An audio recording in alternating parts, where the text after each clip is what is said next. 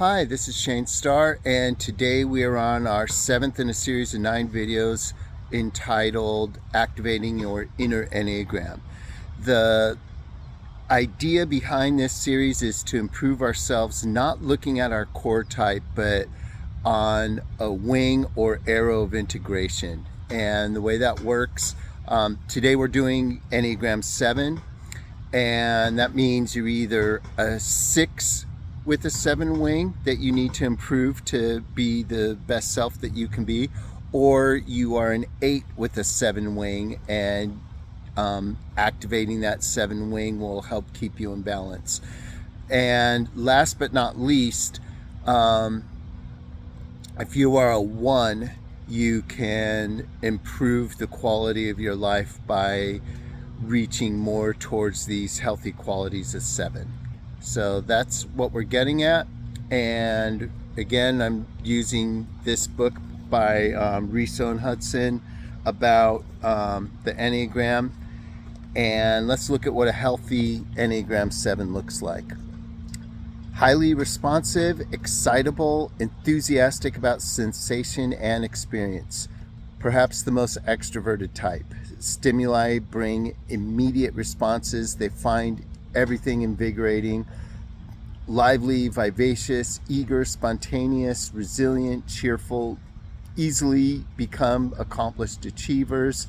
Generalists who do many different things well, multi-talented, practical, productive, usually prolific, cross-fertilizing areas of interest.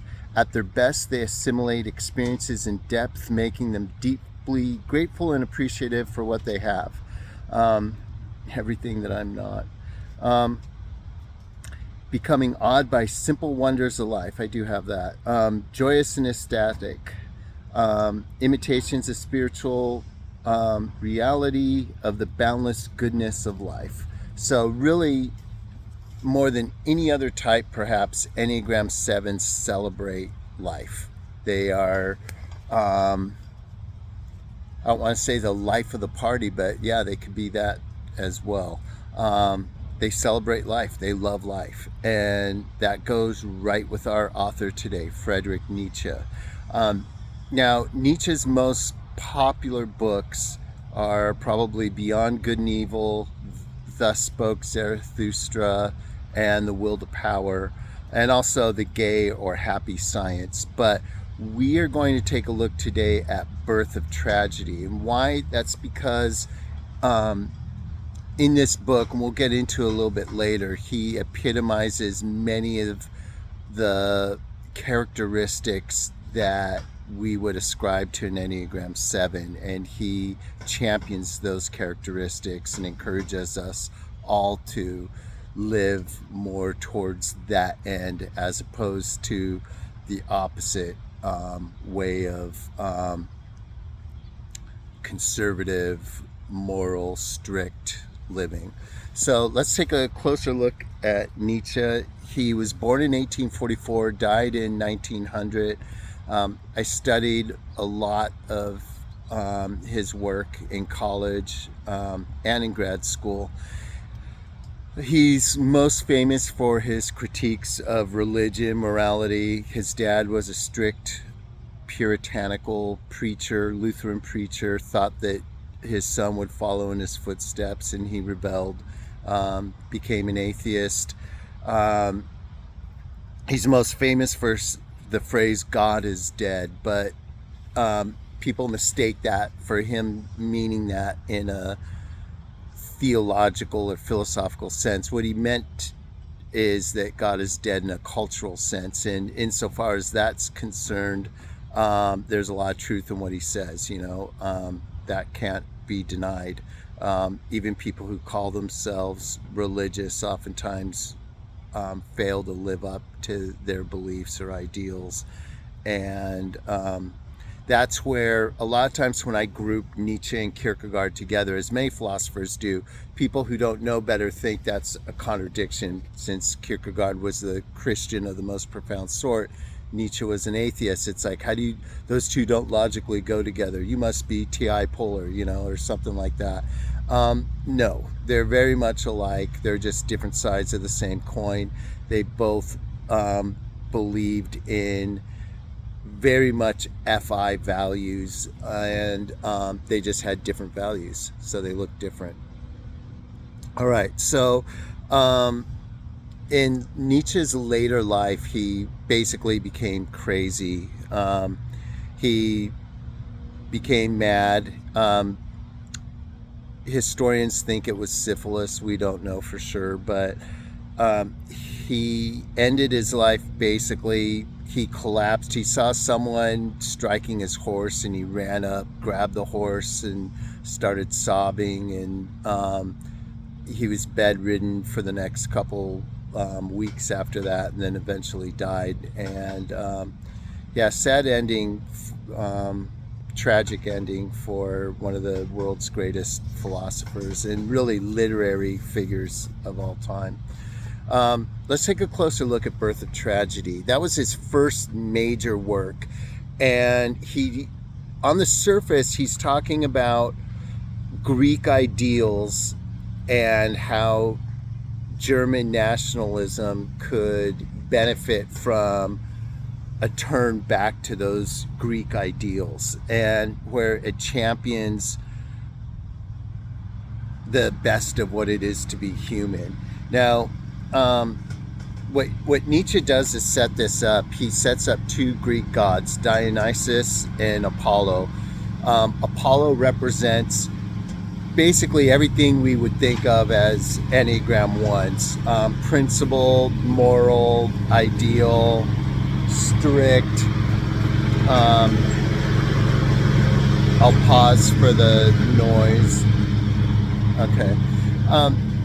Basically, Apollo represents structure and order, whereas Dionysus represents passion, craziness, and Nietzsche links this with artistic expression. Now, what's interesting, when we think of anything versus science, the first thing that comes to your head is religion versus science. So we know Nietzsche was anti-religion. However, what Nietzsche does, he's also anti-science, but he pits art and artistic expression and human passion against science. He thinks that to try to live like Apollo is to deny the very beautiful and wonderful things that make us human, which the Greeks championed. And this leads into his later works about his attacks on Christianity, about being good and being moral and being, hiding your emotions and not expressing how you feel. And Nietzsche said, let it go, be yourself, be like Dionysus, drink, eat, be merry. If you're mad, let it out, go express it, punch a wall, do whatever you have to do to express that. That's what being human really is. And he extends that in an academic sense to great music, great artwork, great poetry, great literature. So Nietzsche believes in the value of art, but he links art to that Dionysian passion and chaotic celebration of life. Now, whether that is a valid connection or not, I'll leave it to you to decide. I think in some ways it obviously is. Think of concerts and the fun and, drinking and how your real feelings come out and all that. I've lived on both sides of the fence, and to be plainly honest, there's benefits and detriments to living each way. I think it's kind of like the grass is greener thing. I've lived the crazy life, and I always wanted to live a more moral, structured life, and now I'm living that life, and I find myself sometimes missing some of the fun I had before, but that's not who I am anymore. So I think Nietzsche wants us to go more the Dionysian side, and that's what he talks about in Birth of Tragedy. And this discussion of tragedy, again, it leads us to a bigger question about how to live. Even on the surface, he's discussing Greek tragedy. Underneath the surface, he's discussing ways of life and which is better. And he sees Greek tragedy as being a sort of fusion between these forces because, of course, you need a little bit of the structure and I would say, just moral force. But Nietzsche thinks we should determine the direction that takes rather than it imposing itself on our lives. So how does this relate to Enneagram 7? I think it's clear. Enneagram 7 at its best is optimistic, enthusiastic, enjoying the present moment, not overly concerned with rules and regulations and consequences or any of that. And it's hard, if you've lived at both extremes, it's difficult to find that middle ground. Before I was on one extreme aiming for the other, now I'm at the other extreme, and I would love to find a healthy balance. It's many people do find that, and until I'm able to find it, I'm stuck over on the one side of things as opposed to the 7 side. But back to Nietzsche, his celebration of life, which later turns into his concept of the Übermensch or Superman, is really this vibrant, passionate, almost crazy, roguish, lovable superhero type. I think of early Thor and MCU movies, something like that. That's what Nietzsche wanted us to be. Eat, drink, be merry, be strong, be powerful, be passionate, have fun, live life to the fullest. And if we were to dip into that way of life and follow Nietzsche at his word, what would it look like in terms of Enneagram 7? How can we activate that inner Enneagram 7? And I would say it all starts with having a more positive and optimistic outlook on life. Focus on positive aspects of your life instead of the negative. When you have something negative, reframe it into an opportunity for growth, if anything. Be resilient. Don't let setbacks keep you down. Jump out of them. If you have a setback, again, see it as an opportunity for growth. See it as a way to get better. Motivate yourself to, well, I guess this didn't work. We're going to go in this direction now and be the best we can be on that role. This optimism will be, it'll be infectious. It'll not only help others, it'll help yourself. Be adaptable and flexible. The Dionysian ideal for Nietzsche was just go with the flow, see where life leads you, and live life to the fullest in whatever direction it takes you. You try to thrive in dynamic, fast-paced environments. Be comfortable with change. Don't be like me and wear the same black suit and tie outfit every day, thinking I'm getting variety by changing the color of my shirt and pocket square. Do something different, do something crazy just for the sake of it. Practice random acts of kindness or random acts of craziness, for that matter. Adapt to new situations. Learn to think on your feet. Practice it. Give yourself random challenges. This adaptability will make you a better problem solver and make you more innovative at your work and your relationship, for home improvement ideas, all around. On that sense, work on your creativity and vision. Work on new ideas and solutions. Write them down. Think, picture, and envision and record your future possibilities. Turn these possibilities into visions. Be a visionary. All it takes to be it is to start doing it. Instead of measuring your life one teaspoon at a time, like T.S. Eliot would tell us in one of his famous poems, just take it.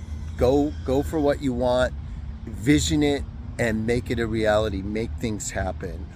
Act. Think energy. You know.